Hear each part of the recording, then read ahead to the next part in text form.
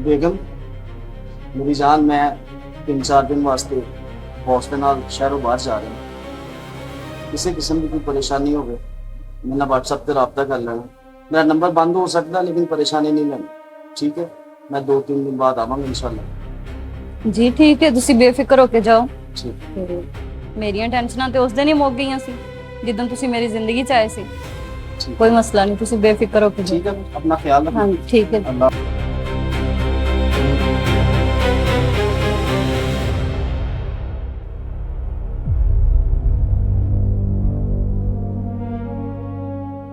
ਸ਼ਾਮੀਰ ਨੂੰ ਕਾਲ ਕਰਦੀ ਹਾਂ, ਉਹਨੂੰ ਦੱਸਦੀ ਹਾਂ ਬੜੇ ਦਿਨਾਂ ਦਾ ਵਿਚਾਰਾ ਤੜਫਦਾ ਫਿਰਦਾ, ਉਹਨੂੰ ਦੱਸਦੀ ਹਾਂ 3 ਦਿਨ ਲਈ ਆਪਣੀਆਂ ਮੌਜਾਂ ਹੁਣ।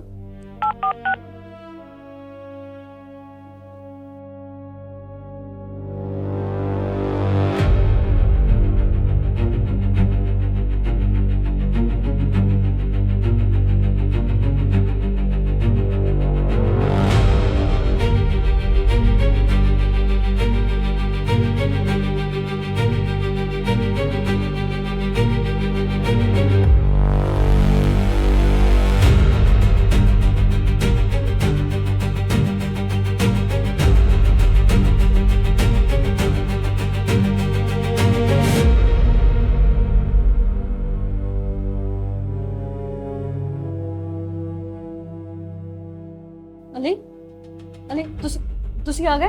ਤੁਸੀਂ ਤੇ 3 ਦਿਨ ਬਾਅਦ ਨਹੀਂ ਆਣਾ ਸੀ। मैं शुक्र करदा अल्लाह दा कि मैं अज ही आ गया, वरना मैं सब कुछ किस तरह देखना सी।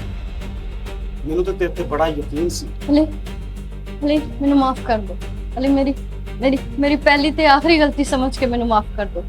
ਮੈਨੂੰ ਮਾਫ ਕਰ ਦਿਓ ਪਲੀਜ਼ ਮੈਨੂੰ ਮਾਫ ਕਰ ਦਿਓ।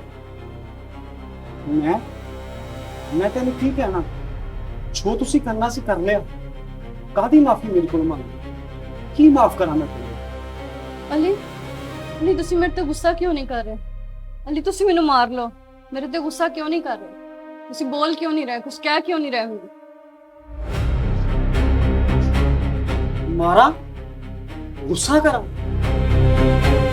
मैं ते तेरे ते इन्ना इत्मीनाद कीता सी, तेरे ते यकीन सी मैनू, पर तू मेरा यकीन तोड़ दिता। मैं तेनू कुछ भी नहीं कहना, मैं कुछ नहीं कहना। ओए तू ते दस किदों दा चलदा पिया सारा कुछ?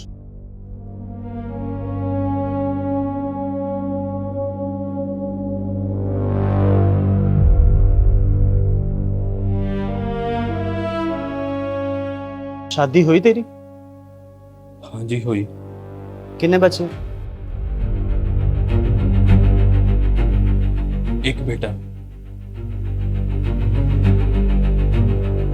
एक बेटा? हाथ ना जोड़, फिर ना मैनू कोई गिला नहीं। गिला हैगा तो सिर्फ अपनी तकदीर दे नाल। ਅਲੀ ਤੁਸੀਂ ਮੈਨੂੰ ਇੱਕ ਵਾਰੀ ਦੀ ਗਲਤੀ ਸਮਝ ਕੇ ਮੈਨੂੰ ਪਲੀਜ਼ ਮਾਫ ਕਰ ਦਿਓ। ਪਲੀਜ਼ ਇੱਕ ਵਾਰੀ ਮਾਫ ਕਰ ਦਿਓ। चुप चुप।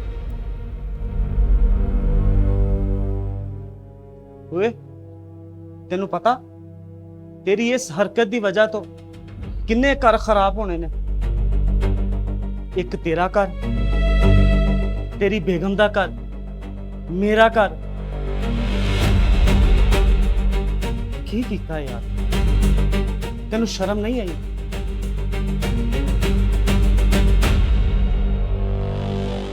मैंने माफ कर दे यार, मेरे को गलती होगी, मैं आइंदा नहीं ऐसा करा। माफ कर दिया मैं तानू। एडा बड़ा दिल नहीं हैगा मेरा। मैं जा रहा इथों ते तेरा जो भी समान इस घर दे विच पिया ना, मैं वापस आवां ते मैनू नजर ना आवे ते तलाक दे कागज तेनू पहुंच जाण। जा रहा मैं। ਹੁਣ ਆਪਾਂ ਕੀ ਕਰਾਂਗੇ? की करांगे? तू नहीं करना, करना मैं वां। हुण मैं जावांगा।